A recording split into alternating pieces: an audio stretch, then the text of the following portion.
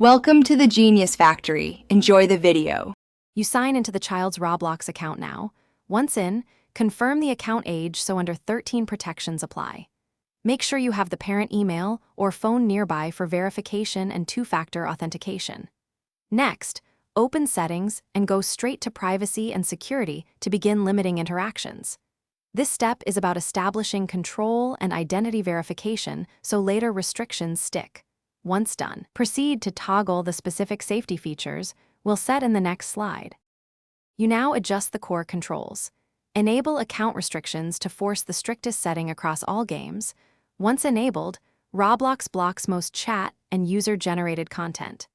Then set who can chat and who can join to friends or no one depending on comfort level, because controlling communication is the main safety lever.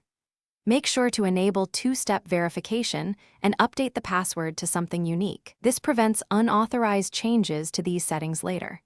After that, review the child's friend list and game permissions. You finish by reviewing activity, friend lists, and the specific games the child can access. Remove any unwanted contacts and limit purchases by toggling payment settings.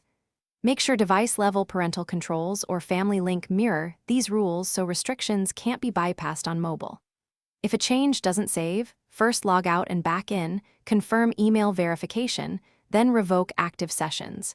If problems persist, contact Roblox support with account details. One clear troubleshooting tip: always check for pending email verification.